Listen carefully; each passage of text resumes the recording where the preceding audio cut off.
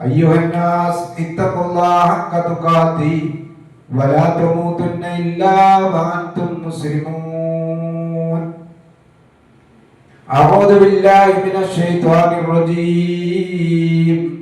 بسم الله الرحمن الرحيم. ومن آياته منامكم بالليل والنهار وابتغاؤكم من فضله إن في ذلك لآيات لقوم يسمعون.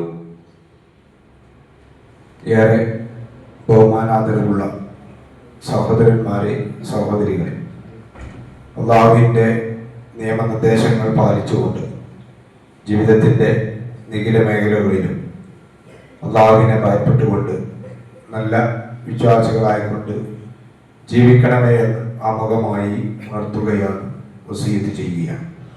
സർവശക്തനായ റബ്ബ് അവൻ്റെ തൃപ്തി സമ്പാദിച്ചുകൊണ്ട് ജീവിച്ചു മരിക്കാൻ അല്ലാഹു നമുക്കൊക്കെ തൗഫീഖ് നൽകി അനുഗ്രഹിക്കുമാറാവട്ടെ. സമ്പത്തുമായി ബന്ധപ്പെട്ട ചില കാര്യങ്ങളായിരുന്നു കഴിഞ്ഞ ഖുതുബകളിൽ നാം സംസാരിച്ചിരുന്നത്. സമ്പത്ത് എന്ന് പറയുമ്പോൾ മനുഷ്യന്റെ വിലയും നിലയുമൊക്കെ കണക്കാക്കുന്ന ഒരു ഘടകം കൂടിയാണ് ഭൗതിക ജീവിതത്തിൽ എന്ന് നമുക്കൊക്കെ അറിയാവുന്ന സംഗതിയാണ്. അതുകൊണ്ട് തന്നെ ആയിരിക്കാം വിശുദ്ധ ഖുർആൻ അനാഥകളുടെ സമ്പത്ത് കൈകാര്യം ചെയ്യുന്നതിനെ കുറിച്ച് പറഞ്ഞിടത്ത് സമ്പത്ത് അത് സമൂഹത്തിന്റെ നിലനിൽപ്പിന്റെ ഒരു ഘടകമായിക്കൊണ്ടാണ് ഖുർആൻ എണ്ണിയിരിക്കുന്നത്. അതുകൊണ്ട് തന്നെ വിവരമില്ലാത്ത ദോഷന്മാരായ ആളുകളുടെ കൈകളിൽ നിങ്ങൾ സമ്പത്ത് ഏൽപ്പിച്ചു കൊടുക്കരുത് എന്നുകൂടി ഖുർആൻ പറഞ്ഞു വെക്കുന്നുണ്ട്. സൂറത്ത് നിസായിലെ 5-ാമത്തെ വചനം, വലാ തുത്സുഫഹാ അംവാലകും അംവാലകുല്ലതി ജഅലല്ലാഹു ലകും ഖിയാമ. ഖുർആൻ സൂചിപ്പിച്ചതാ, നിങ്ങള് വിവരമില്ലാത്ത ദോഷന്മാരായ ആളുകളുടെ അരികിൽ നിങ്ങളുടെ ധനം നിങ്ങൾ ഏൽപ്പിക്കാൻ പാടില്ല, പൈസ ഏൽപ്പിക്കാൻ പാടില്ല. പൈസയുടെ മൂല്യവും അതിന്റെ വിലയും അറിയാത്ത ആളുകളുടെ കയ്യിൽ പണം ഏൽപ്പിക്കരുത് എന്നാണ് ഖുർആൻ സൂചിപ്പിച്ചിരിക്കുന്നത്. അതിനുശേഷം അല്ലാഹു പറഞ്ഞിരിക്കുന്നത് ധനത്തെ കുറിച്ച്, ജഅലല്ലാഹു ലകും ഖിയാമ. സമ്പത്ത് എന്ന് പറഞ്ഞാൽ അത് മനുഷ്യന്റെ നിലനിൽപ്പിന്റെ ഒരു ഘടകം കൂടിയാണ്. ഇപ്പൊ ധനത്തിന് അത്രയും പ്രാധാന്യമാണ് ഇസ്ലാം കൽപ്പിക്കുന്നത്. നമുക്കറിയാം, ലോക ചരിത്രം പരിശോധിക്കുമ്പോൾ ധനത്തോട് എല്ലാ കാലഘട്ടങ്ങളിലും മനുഷ്യന്മാർക്ക് വലിയ പ്രിയായിരുന്നു. അതിനുവേണ്ടിയാണ് മനുഷ്യന്മാർ ഈ നട്ടോണം ഓടുന്നത്. ഖുർആൻ 1-2 വചനങ്ങളിലായി കൊണ്ട് അത് സൂചിപ്പിക്കുന്നുണ്ട്. സൂറത്ത് ആദിയാത്തിലെ 8-ാമത്തെ വചനം, വഇന്നഹു ലിഹുബ്ബിൽ ഖൈരി ലശദീദ്. തീർച്ചയായും മനുഷ്യൻ ആ പണത്തോട് അതിയായ സ്നേഹമുള്ളവനാണ്, കൊതിയുള്ളവനാണ്, പൈസയോട് വല്ലാത്ത കൊതിയുള്ളവനാണ് എന്ന് സൂറത്ത് ആദിയാത്തിലും സൂറത്ത് ഫജ്റിൽ അല്ലാഹു സൂചിപ്പിച്ചിരിക്കുന്നത് മനുഷ്യരുടെ സ്വഭാവം, ധനത്തോടുള്ള സ്വഭാവത്തെ കുറിച്ച് സൂചിപ്പിച്ചിരിക്കുന്നത് വതുഹിബ്ബൂനൽ മാല ഹുബ്ബൻ ജമ്മാ.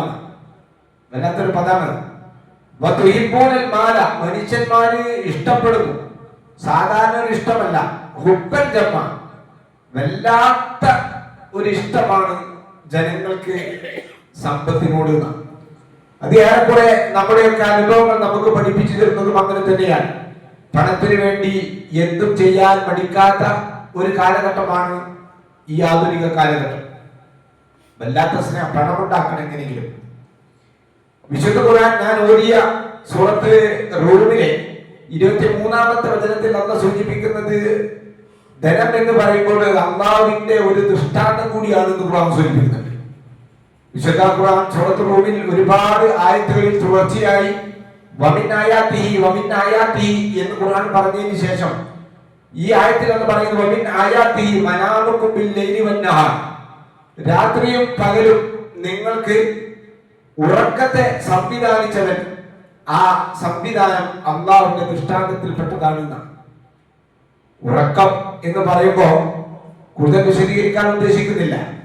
മനുഷ്യന്റെ എല്ലാവിധ ക്ഷീണവും അകറ്റുന്ന പ്രധാനപ്പെട്ട ഒരു കാര്യമാണ് ഉറക്കം. എത്രമാത്രം കഠിനാധ്വാനം ചെയ്താലും ശാരീരികമായിട്ടുള്ള ക്ഷീണമുണ്ട് എങ്കിലും ഒന്ന് ഉറങ്ങിക്കഴിഞ്ഞാൽ നമ്മളൊരു നവോന്മേഷമുള്ളവരായിക്കൊണ്ട് നമ്മൾ മാറും. അപ്പൊ ഈ ഉറക്കം എന്ന് പറയുന്നത്, ഉറങ്ങാത്ത ചില ആളുകളുണ്ട്, അവരെ സംബന്ധിച്ചിടത്തോളമാണ് ഈ ഉറക്കിന് വിലയുള്ളൂ. ചില രാത്രികളിലൊക്കെ ചിലപ്പോൾ നമുക്കും ഉറക്ക് വരാതിരിക്കും. നേരം പുലർന്നു കിട്ടിയാൽ മതിയായിരുന്നു നമ്മൾ ആഗ്രഹിക്കും. ഉറക്കത്തിന് വേണ്ടിയിട്ട് ഗുളിക സ്ഥിരമായി കഴിച്ചുകൊണ്ടിരിക്കുന്ന മനുഷ്യന്മാർ ലോകത്തുണ്ട്, ഉറങ്ങാൻ വേണ്ടിയിട്ട്. അപ്പൊ സ്വാഭാവികമായിട്ടുള്ള ഉറക്കം എന്ന് പറഞ്ഞാൽ അത് അള്ളാഹുവിന്റെ ഒരു ദൃഷ്ടാന്തമാണ്. എന്നിട്ട് അത് പറഞ്ഞു, അള്ളാഹുവിന്റെ ഔദാര്യം, അള്ളാഹുവിന്റെ അനുഗ്രഹത്തെ നിങ്ങൾ തേടുക എന്നുള്ളതും അള്ളാഹുവിന്റെ ഒരു ദൃഷ്ടാന്തത്തിൽപ്പെട്ടതാണ്. തീർച്ചയായിട്ടും കാര്യങ്ങൾ ശ്രദ്ധിച്ച് കേട്ട് മനസ്സിലാക്കുന്ന ആളുകൾക്ക് ഇതിൽ ദൃഷ്ടാന്തമുണ്ട് എന്ന് ഖുർആൻ നമുക്ക് കൃത്യമായി നമുക്ക് പഠിപ്പിച്ചിരിക്കുകയാണ്. ഇവിടെ വിശ്വാസികൾ എന്ന നിലയിൽ നമ്മൾ മനസ്സിലാക്കേണ്ടത്, ധനത്തോട് പൊതുവെ എല്ലാ മനുഷ്യന്മാർക്കും ഉണ്ടാകുന്ന സ്നേഹവും ഇഷ്ടവും അത് അംഗീകരിക്കുന്നതോട് കൂടി തന്നെ വിശ്വാസികൾ എന്ന നിലയിൽ പരമമായി അവരിൽ ഉണ്ടാകേണ്ടത് ധനത്തോടുള്ള ഒരു മോഹമോ അതിയായ ഒരു ഇഷ്ടമോ ധനത്തോടുണ്ടാകാൻ പാടില്ല. നമ്മുടെ ജീവിതത്തിൽ നമുക്ക് പടച്ച തമ്പുരാനെ കുറിച്ചുള്ള ഓർമ്മകൾ എല്ലാ സന്ദർഭങ്ങളിലും നമുക്ക് വേണം. അത് സമ്പത്ത് ഉണ്ടാക്കുന്ന സന്ദർഭങ്ങളിലും വേണം, സമ്പത്ത് ഇല്ലാത്ത സന്ദർഭങ്ങളിലും എല്ലാം പടച്ച തമ്പുരാനെ കുറിച്ചുള്ള ഓർമ്മകൾ നമുക്ക് ഉണ്ടാകുന്ന.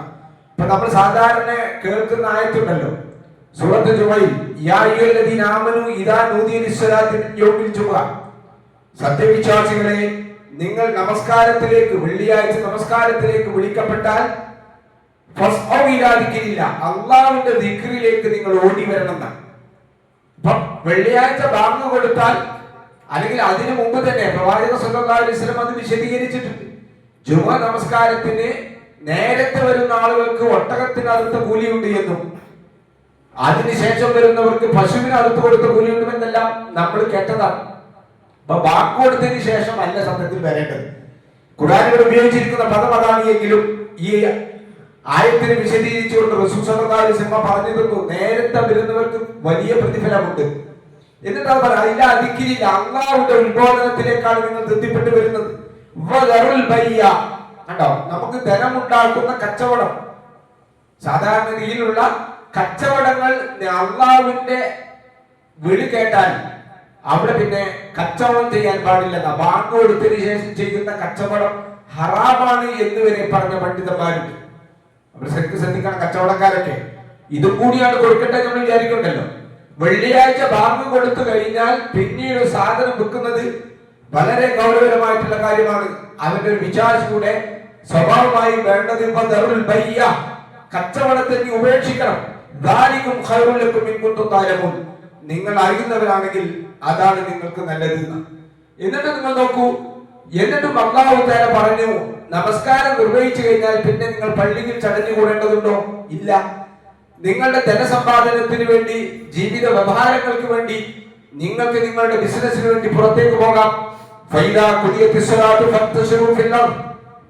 നമസ്കാരം നിർവഹിക്കപ്പെട്ടു കഴിഞ്ഞാൽ നിങ്ങൾ ഭൂമിയിലൂടെ നിങ്ങൾ പരക്കുക.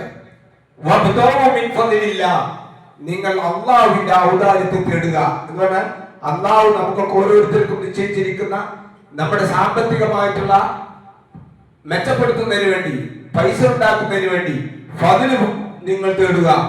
എന്നിട്ട് വന്ന് പറയുന്ന കാര്യങ്ങള് ബിസിനസ് ചെയ്യുമ്പോഴും കച്ചവടം ചെയ്യുമ്പോഴും പള്ളിയിൽ നിന്ന് പുറത്തുപോയി നമ്മൾ നമ്മുടെ സമ്പാദനത്തിന് വേണ്ടിയുള്ള മാർഗങ്ങൾ അന്വേഷിക്കുമ്പോഴും അവിടെയും നിങ്ങൾ അള്ളാഹുവിനെ ഓർക്കണം. എന്ന് പറഞ്ഞാൽ എന്താ? ഹലാൽ അല്ലാത്തൊരു മാർഗത്തിലൂടെ നമ്മൾ സമ്പാദിക്കാൻ പാടില്ല. നമ്മുടെ കച്ചവടമാണെങ്കിലും നമ്മുടെ മറ്റ് ഏതെല്ലാം മാർഗങ്ങളിലൂടെയാണോ ഒരു മനുഷ്യൻ പണം സമ്പാദിക്കുന്നത്, ആ മാർഗങ്ങളിലെല്ലാം അവൻ അള്ളാഹുവിനെ ഓർക്കണം. ലഅല്ലകും തുഫ്ലിഹൂൻ, നിങ്ങൾ വിജയികളായി തീരുന്നതിന് വേണ്ടിയാണ്. അതുകൊണ്ട് എന്റെ പ്രിയപ്പെട്ട സഹോദരന്മാരെ, സഹോദരികൾ, നമ്മൾ ആലോചിക്കുക, ജീവിതത്തിന് സന്തോഷകരമാകാൻ വളരെ ആവശ്യമായ ഒരു ഘടകമാണ് ധനം, സമ്പത്ത്. അക്കാര്യത്തിൽ ആർക്കും സംശയമില്ല. അതിന് പണം തന്നെ വേണം. നമ്മുടെ ഭക്ഷണത്തിന് വേണ്ടിയും നമ്മുടെ പാർപ്പിടത്തിന് വേണ്ടിയാണെങ്കിലും നമ്മുടെ വീട്ടിലെ കുടുംബങ്ങളുടെ ചെലവിന് വേണ്ടിയിട്ടാണെങ്കിലും നമ്മുടെ എല്ലാ ചികിത്സക്ക് വേണ്ടി എല്ലാത്തിനും നമുക്ക് പണം വേണം. ഈ പണം ഉണ്ടാകുമ്പോൾ നമ്മൾ ശ്രദ്ധിക്കേണ്ടുന്ന ചില സംഗതികൾ, അത് മനുഷ്യനുള്ളത് ഒരു നൈസർഗികമായ സ്വഭാവമാണ്. ചെറിയ കുട്ടികളിൽ മുതൽ വലിയ ആളുകളിൽ വരെ പണം ഉണ്ടാക്കാനുള്ള ഒരു ത്വരയുണ്ടാവും, ഒരു നൈസർഗികമായ സ്വഭാവം ഉണ്ടാവും. അത് മനുഷ്യനിലുള്ളതാണ്. അത് ഇസ്ലാം അംഗീകരിക്കുകയും ചെയ്യുന്നുണ്ട്. അതിന് വേണ്ടത് എന്താന്ന് വെച്ചാൽ അനുവദനീയമായ മാർഗങ്ങളിലൂടെയുള്ള എന്തെല്ലാം ബിസിനസ്സുകൾ നടത്താൻ പറ്റും. പലർക്കും പല തരത്തിലുള്ള, ഇപ്പൊ നമ്മളൊരു അങ്ങാടിയിൽ പോയാൽ നമുക്ക് കാണാൻ സാധിക്കും, പലതരം കച്ചവടങ്ങളായിരിക്കും നമ്മൾ കാണുന്നത്. ആ കച്ചവടങ്ങൾ, അനുവദനീയമായ എല്ലാ കച്ചവടങ്ങളിലൂടെയും നമുക്ക് ധനമുണ്ടാക്കാം, കൃഷികൾ ചെയ്യാം, അതുപോലെ തന്നെ ഇഷ്ടമുള്ള തൊഴിലുകൾ നമ്മൾ ചെയ്യാം. പലരും പലതരം തൊഴിലുകൾ ചെയ്യാം. അതുപോലെ തന്നെ നമുക്ക് ധനമുണ്ടാക്കാൻ ചിലപ്പോൾ ദാനമായി കിട്ടുന്ന പണമുണ്ടെങ്കിൽ അത് നമുക്ക് സ്വീകരിക്കാൻ പറ്റും, സമ്മാനങ്ങൾ നമുക്ക് സ്വീകരിക്കാൻ പറ്റും, അതുപോലെ തന്നെ അനന്തരാവകാശ സ്വത്ത് നമുക്ക് സ്വീകരിക്കാൻ പറ്റും. ഇതൊക്കെ നമുക്ക് ധനമുണ്ടാക്കാവുന്ന മാർഗങ്ങളായി ഇസ്ലാം നമുക്ക് പഠിപ്പിച്ചിരിക്കുകയാണ്. അവിടെയൊക്കെ അന്യായമായി ഒന്നും തന്നെ നമുക്ക് കാണാൻ പാടില്ല എന്ന് ഇസ്ലാം വളരെ കർശനമായി പറഞ്ഞിട്ടുണ്ട്. എന്നാൽ ഒരു മനുഷ്യൻ എത്രയും പണം ഉണ്ടാക്കുന്നതിന് ഇസ്ലാം എതിരല്ല. ഇസ്ലാമിന്റെ കാഴ്ചപ്പാടാണ്. ഒരു വിശ്വാസിക്ക് വേണമെങ്കിൽ, ഒരു വിശ്വാസിനിക്ക് വേണമെങ്കിൽ എത്രയും പണം ഉണ്ടാക്കാം. അതിനൊരു പരിധി വെച്ചിട്ടില്ല ഇസ്ലാം. ഇതാണ് ഇസ്ലാം.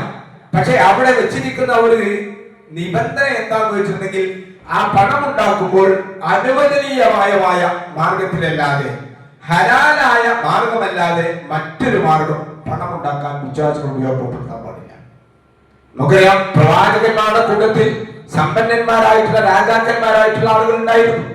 റസൂലുള്ളാഹി സ്വല്ലല്ലാഹു അലൈഹി വസല്ലമയുടെ സഹാബാക്കളിൽ സമ്പന്നന്മാരുണ്ടായിരുന്നു. അബ്ദുറഹ്മാൻ ബിൻ ഔഫ് റളിയല്ലാഹു അൻഹു, ഉസ്മാൻ ബിൻ അഫ്ഫാൻ റളിയല്ലാഹു അൻഹുവിനെ പോലുള്ള ആളുകൾ സമ്പന്നന്മാരുണ്ടായിരുന്നു. സമ്പന്നത ഉണ്ടാകുക എന്ന് പറഞ്ഞാൽ ഇസ്ലാം ഒരു മോശമായിട്ട് കാണുന്നില്ല. പണം ഉണ്ടാക്കാൻ പറ്റാവുന്ന ആളുകൾക്കൊക്കെ പണം ഉണ്ടാക്കാം. പക്ഷെ എന്തായിരിക്കണം? ഹലാലായ മാർഗത്തിൽ ഉണ്ടാക്കാൻ പാടുന്ന, ഹറാമായ മാർഗത്തിലൂടെ ഉണ്ടാക്കാൻ പാടില്ല. നിഷിദ്ധമായ ഒരു മാർഗത്തിലൂടെയും കണിശമായി ഇസ്ലാം പഠിപ്പിച്ചിരുന്ന കാര്യം അതാണ്. പരീക്ഷയിലൂടെ നമ്മൾ സമ്പത്ത് ഉണ്ടാക്കാൻ പാടില്ല. വഞ്ചന നടത്തിയിട്ട് ഒരു മനുഷ്യനെ വഞ്ചിച്ചുകൊണ്ട് പണം ഉണ്ടാക്കാൻ പാടില്ല. ചൂതാട്ടത്തിലൂടെ പണം ഉണ്ടാക്കാൻ പാടില്ല. ചൂതാട്ടം എന്ന് പറയുമ്പോൾ ലോട്ടറിക്ക് അതിന്റെ ഭാഗത്തിൽപ്പെട്ടതാണ്. കൈക്കൂലി വാങ്ങാൻ പാടില്ല. ഇതൊക്കെ റസൂൽ സ്വല്ലല്ലാഹു അലൈഹി വസല്ലം കൃത്യമായി പഠിപ്പിച്ചതാണ്. കരിക്കത്ത് നടത്താൻ പാടില്ല, പൂഴ്ത്തിവെപ്പ് നടത്താൻ പാടില്ല, ജനങ്ങളെ വഞ്ചിക്കാൻ പാടില്ല. പ്രവാചകൻ സ്വല്ലല്ലാഹു അലൈഹി വസല്ലം ഒരിക്കൽ മദീന അങ്ങാടിയിലൂടെ കച്ചവടം നടത്തുന്ന കമ്പോളത്തിലൂടെ നടന്നു പോകുമ്പോൾ ഒരു സഹാബി കൂടെ ഗോതമ്പിന്റെ ചാക്കിൽ പ്രവാചകൻ സ്വല്ലല്ലാഹു അലൈഹി വസല്ലം കൈയിട്ട് നോക്കി. പ്രവാചകൻ സ്വല്ലല്ലാഹു അലൈഹി വസല്ലം മനസ്സിലായി അതിന്റെ ചാക്കിന്റെ അടിയിലൊക്കെ നനഞ്ഞതാണ്, മുകളിലൊക്കെ ഉണങ്ങിയതാണ്. റസൂലുള്ളാഹി ചോദിച്ചു, ഇതെന്താ? റസൂലേ, ഇത് ഇന്നലെ മഴ പെയ്തപ്പം നനഞ്ഞു പോയി, മുകളിൽ ഞാൻ ഉണങ്ങിയിരുത്തതാണ്. പ്രവാചകൻ സ്വല്ലല്ലാഹു അലൈഹി വസല്ലം പറഞ്ഞു, അതിനാൽ വാങ്ങുന്ന ഉപഭോക്താവിന് ബോധ്യമാകട്ടെ, ഇത് വഞ്ചനയാണ്. ആരെങ്കിലും വഞ്ചന നടത്തിയാൽ അവൻ നമ്മളിൽപ്പെട്ടവനല്ല. ഇപ്പൊ വഞ്ചിക്കാൻ പാടില്ല. വഞ്ചിച്ചുകൊണ്ടോ ചതിയിലൂടെയോ കരിഞ്ചന്തയോ ഒന്നും തന്നെ നടത്താൻ പാടില്ല. അതുപോലെ തന്നെ കച്ചവടക്കാർ അളവിലും തൂക്കത്തിലും കൃത്രിമം കാണിക്കുന്നത് നമുക്കറിയാം. മഹാനായ ശുഐബ് നബി അലൈഹി സ്വലാത്തു വസ്സലാമിന്റെ ചരിത്രം കൂടാൻ പറയുന്നത് സൂറത്തുൽ മുത്തഫിഫീൻ എന്ന് പറയുന്ന ഒരു സൂറ ഖുർആനിലുണ്ട്. വൈലുൽ മുത്തഫിഫീൻ, അളവിലും തൂക്കത്തിലും കൃത്രിമം കാണിക്കുന്ന ആളുകൾ. അങ്ങനെ എന്തെല്ലാം പഴയ കാലഘട്ടങ്ങളിലുള്ളതാണെങ്കിലും ഇനി ആധുനിക കാലഘട്ടങ്ങളിലുള്ള പുതിയ പുതിയ ടെക്നിക്കുകൾ ഉപയോഗിച്ചുകൊണ്ട് ആളുകളുടെ പണം സ്വരൂപിക്കാൻ, ഹറാമായ മാർഗത്തിലൂടെ പണം സ്വരൂപിക്കുന്ന മാർഗമുണ്ടല്ലോ, വിശ്വാസികൾക്കൊന്നും ശരിയായ മാർഗമല്ല എന്ന് ഖുർആൻ പ്രവാചക സല്ലല്ലാഹു അലൈഹി വസല്ലം നമുക്ക് പഠിപ്പിക്കും. അതുപോലെ തന്നെ മദ്യവും മദ്യത്തിന്റെ ഏർപ്പാടുമായി ഏർപ്പെടുന്ന ഒന്നിലൂടെയും ധനമുണ്ടാക്കാൻ പാടില്ല. മദിരാശി, സ്ത്രീകളെ വിറ്റ് കാശുണ്ടാക്കുന്ന ആളുകളുണ്ട് ലോകത്തിന്റെ പല ഭാഗങ്ങളിലും. നമുക്കറിയാം, റെഡ് സ്ട്രീറ്റുകളുണ്ട്, അങ്ങനെ നടത്തുന്ന വലിയ വലിയ ഹോട്ടലുകളുണ്ട്, ക്ലബുകളുണ്ട്. ഇതൊന്നും മുസ്ലിമായ ഒരു മനുഷ്യന് യോജിച്ചതല്ല എന്ന് ഖുർആൻ നമുക്ക് പഠിപ്പിച്ചിരുന്നു. എന്തിനേറെ പറയുന്നു, നിങ്ങൾ നോക്കൂ, ആധുനിക കാലഘട്ടങ്ങളിൽ യുദ്ധോപകരണങ്ങൾ ഉണ്ടാക്കിക്കൊണ്ട് രണ്ട് രാജ്യങ്ങളെ തമ്മിൽ പരസ്പരം യുദ്ധം ചെയ്യിപ്പിക്കുന്ന നിഗൂഢമായ രഹസ്യങ്ങൾ നടത്തിക്കൊണ്ടിരിക്കുന്ന അതിലൂടെ പണം ഉണ്ടാക്കുന്ന ആളുകൾ ഇന്ന് ലോകത്ത് കണ്ടുകൊണ്ടിരിക്കുന്ന ഏറ്റവും വലിയൊരു ബിസിനസ് അതാണ്. വളരെ സൗമ്യമായി ഒരുമയോട് കൂടി പോകുന്ന ലോകത്തിലെ രണ്ട് രാജ്യങ്ങൾ തമ്മിൽ തങ്ങളുടെ ആയുധ കൂമ്പാരങ്ങൾ വിറ്റ് കാശാക്കുന്നതിന് വേണ്ടി ചെറിയ കുട്ടികളെ പോലും അവിടെയുള്ള കെട്ടിടങ്ങളും വീടുകളും കൃഷികളും എല്ലാം നശിപ്പിക്കുന്ന ഇതും ഒരു തരം മോശമായ പ്രവർത്തനമാണ്. ഇസ്ലാം അംഗീകരിക്കുന്നില്ല. ഞാൻ സൂചിപ്പിച്ചത് ഇസ്ലാം ധനം സമ്പാദിക്കുന്നതിന് യാതൊരു നിബന്ധനയും വെച്ചിട്ടില്ല. ഒറ്റ നിബന്ധനയേ ഉള്ളൂ, ഹലാലായ മാർഗത്തിലൂടെ സമ്പാദിക്കുക. ഹറാമായ മാർഗത്തിലൂടെ ഒന്നിലും ഇസ്ലാം അംഗീകരിക്കാത്ത കാര്യമാണ്.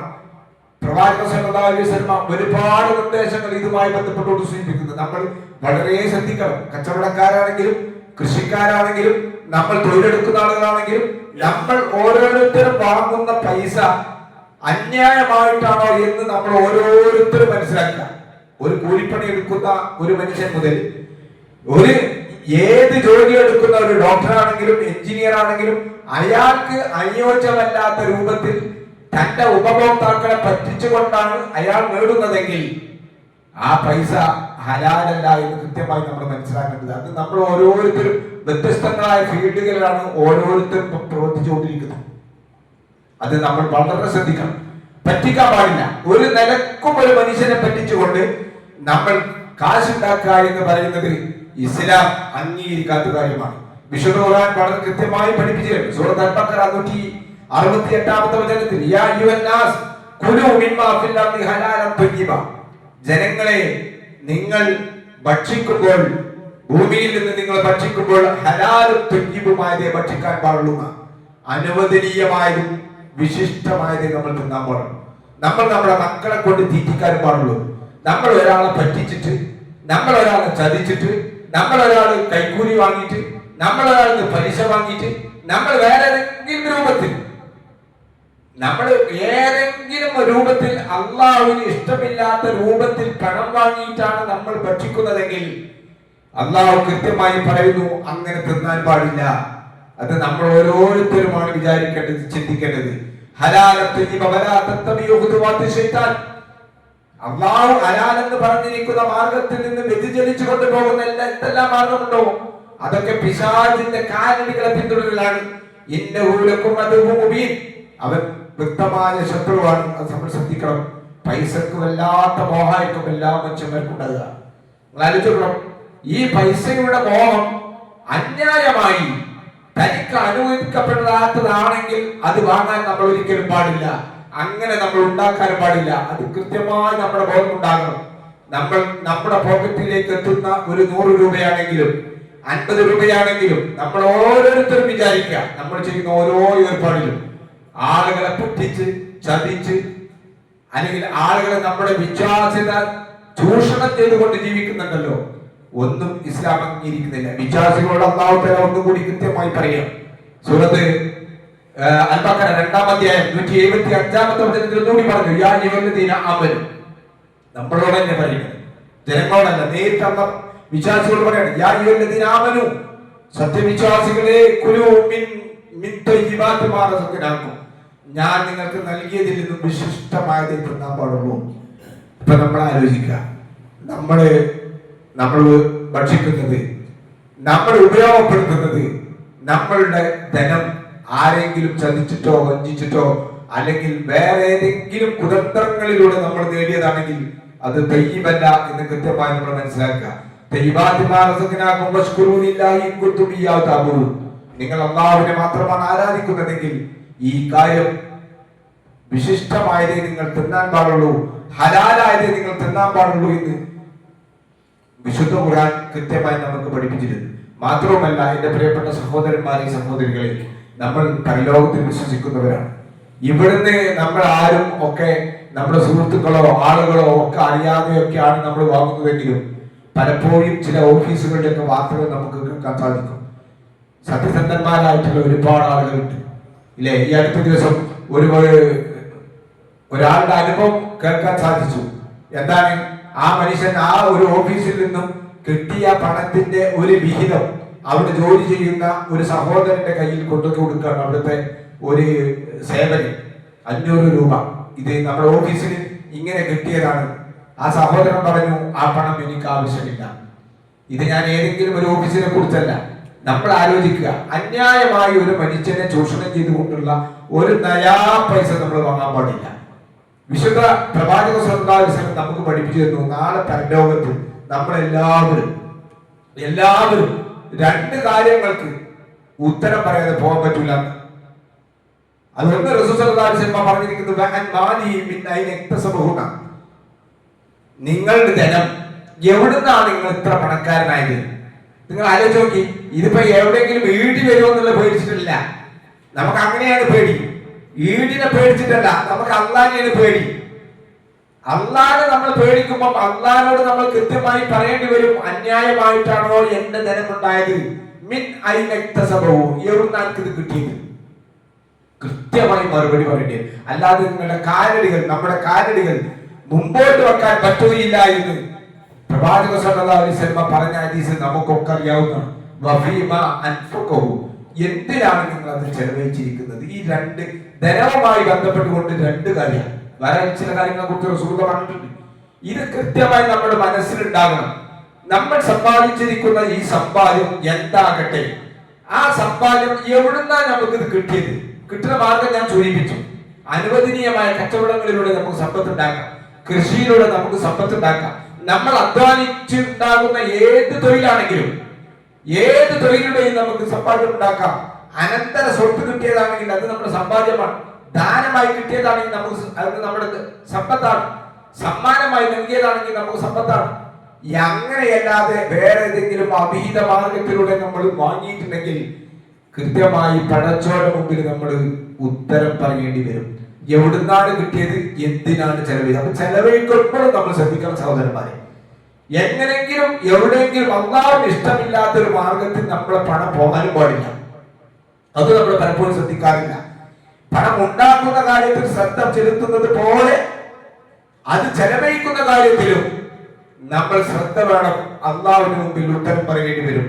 മാത്രവുമല്ല, റസൂലുള്ളാഹി സ്വല്ലല്ലാഹു അലൈഹി വസല്ലം പറഞ്ഞു, ദുനിയാവ് തന്നെ നമ്മുടെ ധനം ശുദ്ധമല്ല എങ്കിൽ, നിങ്ങൾ നോക്കി, നമ്മുടെ ധനം ശുദ്ധമല്ല എങ്കിൽ ആളുകളെ പറ്റിച്ചിട്ടും ചതിച്ചിട്ടും വഞ്ചനയിലൂടെയും കൈക്കൂലി പല രൂപത്തിലും പലിശന്റെ മുതലും അതും ഇതും ഒക്കെ തിന്ന് ജീവിച്ചുകൊണ്ട് നമ്മൾ നിസ്കാരത്തിന് ശേഷം അല്ലാത്ത സമയത്തിലും പടച്ചവനോട് നമ്മളിങ്ങനെ ദുആ ചെയ്തിട്ട് ഒരു കാര്യവുമില്ല എന്ന് അല്ലാഹു റസൂൽ പറയാ. യാ റബ്ബി യാ റബ്ബി, ഇല്ലേ? അവൻ ആകാശത്തിലേക്ക് കൈയുയർത്തിക്കൊണ്ട് യാ റബ്ബി യാ റബ്ബി, അവൻ ആകാശത്തേക്ക് കൈയുയർത്തിക്കൊണ്ട് അവന്റെ ദുന്യവിയും ഉഖ്റവിയുമായ കാര്യങ്ങൾക്ക് വേണ്ടി അവൻ പടച്ചവനോട് പറയാണ്, യാ റബ്ബി യാ റബ്ബി, പടച്ചവനെ പടച്ചവനെ റബ്ബേ എന്ന് പറഞ്ഞു അവൻ പ്രാർത്ഥിക്കുന്നു. റസൂലുള്ള പറഞ്ഞു, വമത്റമുഹു ഹറാം വമൽബസുഹു ഹറാം വമശ്റബുഹു ഹറാം വഉദിയ ബിൽ ഹറാം ഫഅന്നാ യുസ്തജാബു ലഹു.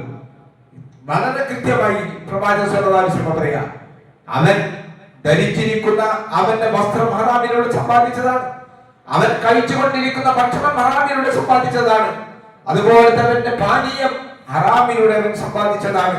വഉദിയ ബിൽ ഹറാം, അവൻ ഹറാമിൽ ഊട്ടപ്പെട്ടവനാണ്. ഫഅന്നാ യുസ്തജാബു ലഹു, എങ്ങനെയാണ് അവന് അള്ളാഹുവിനോട് നടത്തുന്ന ഈ പ്രാർത്ഥനയ്ക്ക് എങ്ങനെ ഉത്തരം കിട്ടും? യാ റബ്ബി പറഞ്ഞിട്ട് കാര്യമില്ല, നമ്മൾ ആലോചിക്കേണ്ട സംഗതിയാണ്. അള്ളാഹു ഉത്തരം കിട്ടും എന്ന് പറഞ്ഞത് നമ്മളുടെ സാമ്പത്തികമായി വിശുദ്ധി പാലിക്കണം എന്നാണ് റസൂൽ പറഞ്ഞതിന്റെ അർത്ഥം. നമ്മൾ ഹറാമിലൂടെ ജീവിക്കുക, ഹറാമെന്നെ ഉപയോഗിക്കുക, ഹറാമെന്നെ തിന്നുക, ഹറാമിലൂടെ നമ്മളെ മക്കളെ തിരിച്ച് നമ്മളെ കുടുംബത്തെ പോറ്റുക, എന്നിട്ട് നമ്മൾ പടച്ചോനെ പടച്ചോനെ എന്ന് പറഞ്ഞ് പ്രാർത്ഥിച്ചിട്ട് കാര്യമില്ല. ഇമാം മുസ്ലിം റിപ്പോർട്ട് ഹദീസാണ്. അതുകൊണ്ട് എന്റെ പ്രിയപ്പെട്ട സഹോദരന്മാരെ സഹോദരികളെ, നമ്മൾ നിസ്കാരം നോമ്പും മറ്റൊക്കെ നമ്മൾ നിർവഹിക്കുന്നത് പോലെ അതൊന്നും ഇല്ലുന്നില്ല. സാമ്പത്തികമായി ഒരു മനുഷ്യനുമായി ഇടപെടുമ്പോഴാണ് റസൂലുള്ളാഹി പറഞ്ഞതാണ് പല കാര്യങ്ങളിലും ഒരു മനുഷ്യന്റെ വ്യക്തിത്വം മനസ്സിലാക്കുന്ന അയാളുടെ സാമ്പത്തികമായി ഇടപാടാണ്. അതുകൊണ്ട് നമ്മൾ സാമ്പത്തിക ഇടപാടിൽ വിശ്വാസികൾ വളരെ സംശുദ്ധരായി ശുദ്ധരായി ഹറാമിന്റെ ഒരു മാർഗവും സമ്പാദ്യശീലമില്ലാതെ ഹലാലിന്റെ മാർഗത്തിലൂടെ സമ്പാദിച്ചുകൊണ്ട് ഒരു മനുഷ്യനെയും പറ്റിക്കാതെ ചതിക്കാതെ അങ്ങനെ ജീവിക്കുന്ന ആ പണം സമ്പാദിക്കാനുള്ള ഒരു മാനസികമായ അവസരം നമ്മളുണ്ട്. അതിനൊക്കെ അള്ളാന്റെ ബർക്കത്തുണ്ടാവും. ശ്രദ്ധിച്ചോളൂ, കുറെ ആളുകളെ പഠിച്ചുണ്ടാക്കുന്ന പണത്തിനൊന്നും ഒരു ബർക്കത്തും ഉണ്ടാവില്ല. പടച്ചവന്റെ ബർക്കത്ത് ലഭിക്കണമെങ്കിൽ മനുഷ്യരെ പറ്റിക്കാതെ, ചതിക്കാതെ, വഞ്ചിക്കാതെ, സാമ്പത്തികമായ വിശുദ്ധി പാലിച്ചുകൊണ്ട് ജീവിക്കുന്ന ആളുകൾക്ക് ഉണ്ടാവുള്ളൂ. അങ്ങനെ ജീവിക്കാൻ നമ്മൾ ശ്രമിക്കുക. നമ്മുടെ വ്യക്തിത്വം എന്ന് പറയുന്നത് ഇതും കൂടിയാണ്. നമ്മുടെ നമസ്കാരവും നോമ്പും മറ്റു പുണ്യക്രമങ്ങളും ഉണ്ടാകുന്നതോട് കൂടി തന്നെ സമ്പത്തിന്റെ ഒരു വിശുദ്ധി അതുകൂടി നമ്മൾ കാത്തു സൂക്ഷിക്കാൻ നമ്മൾ ശ്രമിക്കുക. അള്ളാഹു നമ്മളെ